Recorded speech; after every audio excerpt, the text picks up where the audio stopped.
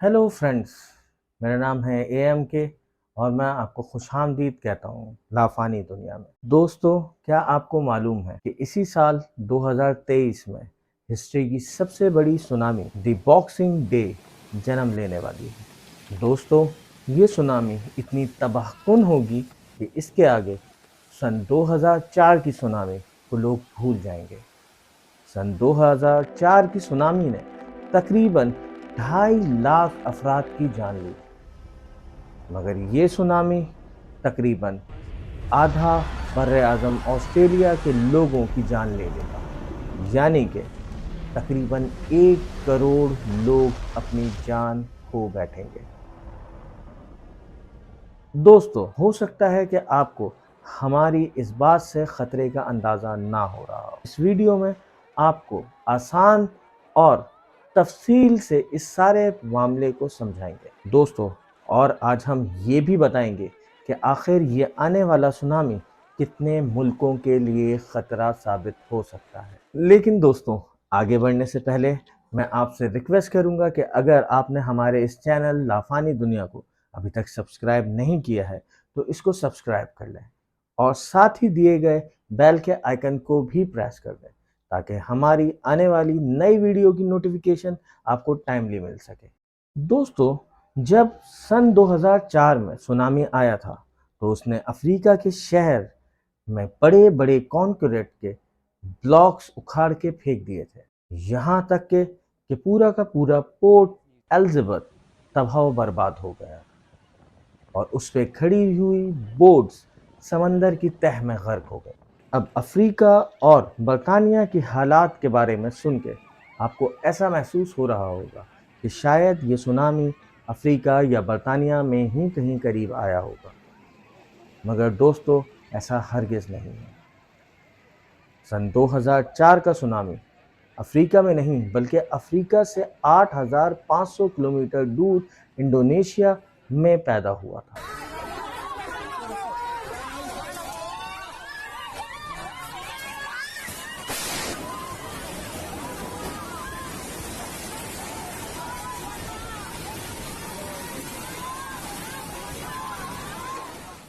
मगर उस सुनामी का असर अफ्रीका तक हुआ था। दोस्तों, आपको हैरानी होगी कि अफ्रीका में सिर्फ 2 मीटर तक की लहरें आई थी जिन्होंने अफ्रीका की पोर्ट को तबाह बर्बाद कर दिया था। दोस्तों, जबकि इंडोनेशिया में ये सुनामी पैदा हुई थी तो सोचें कि वहाँ आखिर कितनी ऊंची लहरें पैदा हुई हैं। वहाँ तकरीबन 10 मीटर ऊंची लहरें पैदा हुई जो कि तकरीबन 3 मंजिला इमारत के बराबर थी। अब आप खुद इस बात से अंदाज़ा लगा सकते हैं कि इंडोनेशिया की क्या हालत हुई है। इस सारी सूरत हाल में एक बहुत दिलचस्प वाक़या हुआ। एक 17 साल के नौजवान ने अपनी आप बीती बताई और उसने बताया कि कैसे वो इस सुनामी से बच गया और उस पे क्या गुजरी जब ये सुनामी वहां आई। उसका कहना था कि सुनामी की लहर इस कदर खतरनाक थी कि जैसे ही वो इससे टकराई ये बेहोश हो गया, और जब इसको होश आया तो इसको चारों तरफ सिर्फ पानी ही पानी और उस पानी में तैरती हुई लाशें थीं। दर हकीकत हुआ कुछ यूं कि मार्टिनस अपने दोस्त के साथ इंडोनेशिया के बीच पर फुटबॉल खेल रहा था। उस दौरान एक बहुत ही जबरदस्त किस्म का जलजला आया। उस जलजले की आवाज इतनी थी कि जैसे कि कोई हेलीकॉप्टर गुजरता है। मार्टिनेस बहुत डर गया और वो उस डर की हालत में अपनी गाड़ी की तरफ भागा। अभी वो अपनी गाड़ी की तरफ पहुंचा भी नहीं था कि एक काली स्याह लहर उससे आके टकरा गई। उसका टकराना था कि मार्टिनेस बेहोश हो गया। कि जब वो होश में आया तो वो और उसकी गाड़ी पानी पे तैर रहे थे, जबकि उसके चारों तरफ मलबा और लाशें ही लाशें। वो दर बदर खाना ढूंढता रहा मगर उसको खाना भी मैसर नहीं हुआ। फिर तकरीबन 20 दिन बाद उसको एक रेस्क्यू मिशन ने रेस्क्यू कर लिया। दोस्तों, एक रिपोर्ट के मुताबिक इंडो पैसिफिक रीजन दरअसल एक ऐसा रीजन है जिसके समंदर के नीचे ring of fire subduction zone पड़ता है। ये एक ऐसा रीजन है जहां टेक्टोनिक प्लेट्स आपस में टकराती रहती हैं, जिसकी वजह से ये जगह ऊंची नीची होती रहती है।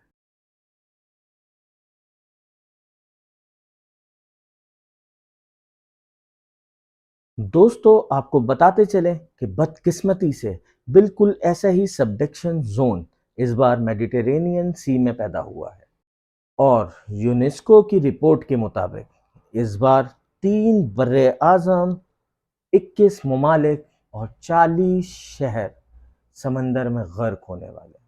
यूनेस्को को सबसे बड़ा खतरा इस बात का है कि इस बार ये सुनामी उस रीजन में पैदा हो रहा है जिस जगह पर सदी में 4 बार बड़ी सुनामियां आ चुकी हैं। दोस्तों, इस जगह पर रहने वाले लोगों को एडवांस वार्निंग दे दी गई, मगर ये रीजन लैंडलॉक होने की वजह से सुनामी साहिलों तक चंद मिनटों में ही पहुंच जाएगी। यहाँ तक कि सन 1902 में जब सुनामी की वार्निंग रेडियोस पर दी जा रही थी, तब वही रेडियो समंदर में तैरते हुए नजर आ रहे, और इस बार बदकिस्मती से यही हाल दोबारा होने वाला है।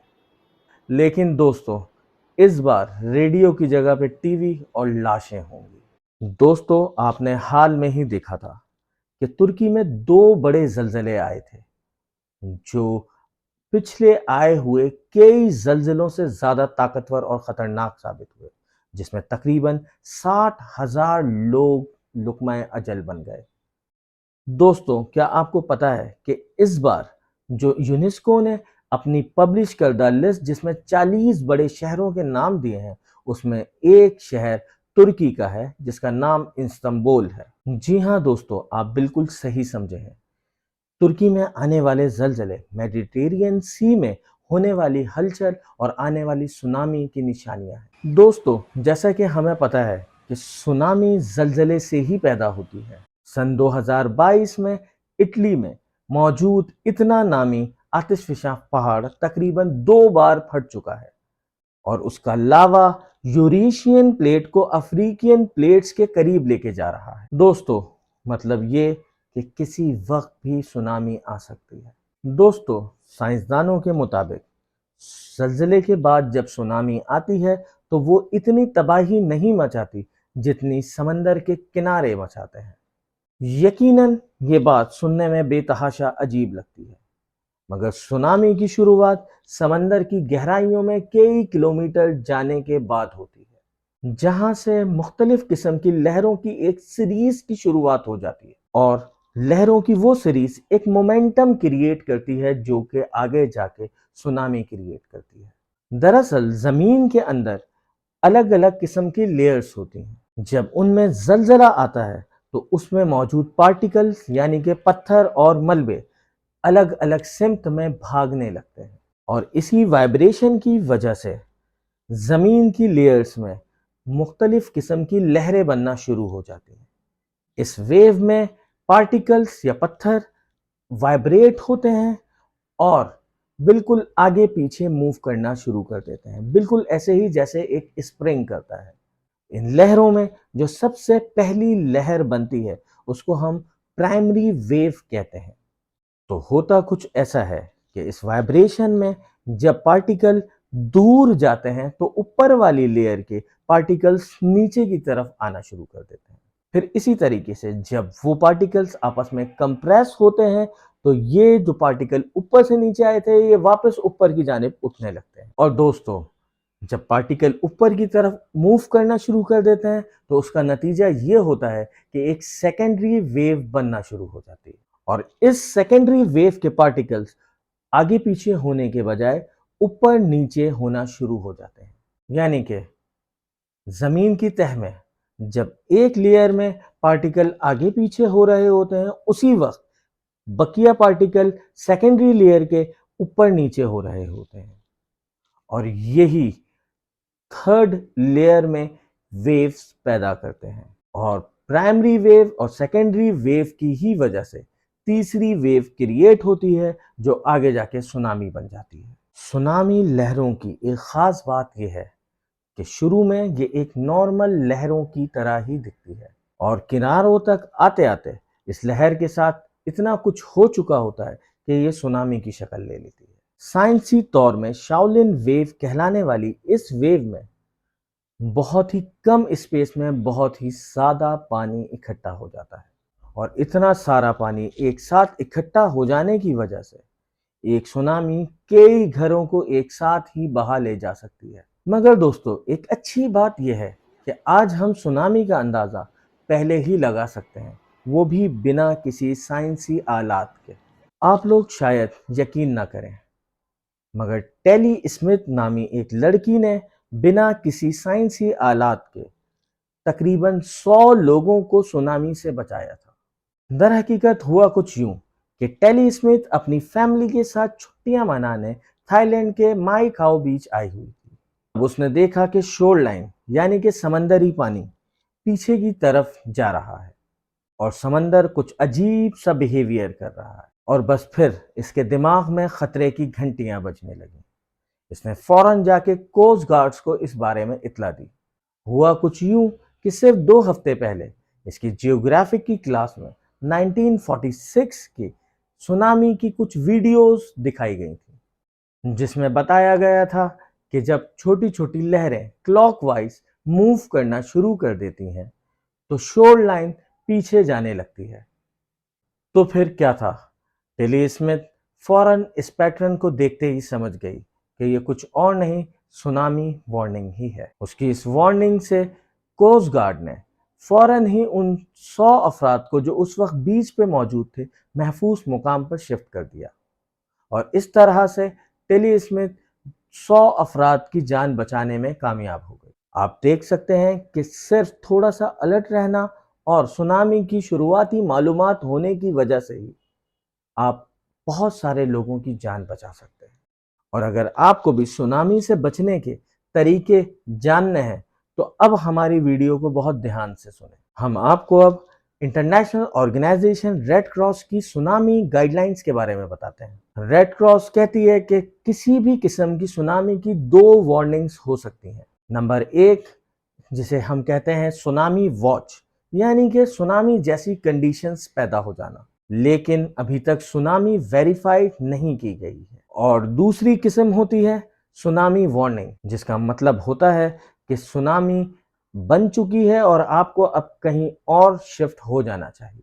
تو دوستو، جب بھی آپ کو کبھی سونامی کی وارننگ ملے تو فوراً ہی 15 منٹ کے اندر اندر ساحل سمندر سے 3 کلومیٹر دور چلے جائیں اور کسی 100 فٹ اونچی جگہ پر پہنچ جائیں۔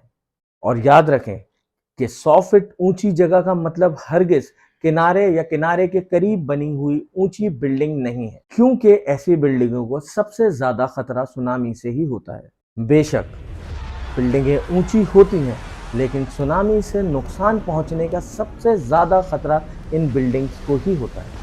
یہ بھی نہ بھولیں کہ سونامی صرف ایک لہر نہیں ہوتی، بلکہ دیکھا گیا ہے کہ سونامی کئی گھنٹوں تک بھی جاری رہ سکتی ہے، اور جب تک آپ کو سونامی گزر جانے کی خبر نہ ملے، جب تک اپنے محفوظ مقام پر ہی رہیں۔ تو دوستو، ان گائیڈ لائنز کو ہمیشہ یاد رکھیں تاکہ سونامی کی صورت میں آپ نہ صرف اپنی بلکہ دوسروں کی بھی جان بچا سکیں۔ دوستو، اب ہم آپ سے اجازت چاہتے ہیں، مگر اس سے پہلے ہم آپ سے چاہیں گے کہ اگر آپ نے ہمارا یہ چینل ابھی تک سبسکرائب نہیں کیا ہے تو اس کو سبسکرائب کر لیں، اور ساتھ ہی دیے گئے بیل کے بٹن کو بھی پریس کر دیں تاکہ ہماری آنے والی نئی ویڈیوز کی نوٹیفیکیشن آپ کو ٹائم پر مل سکے۔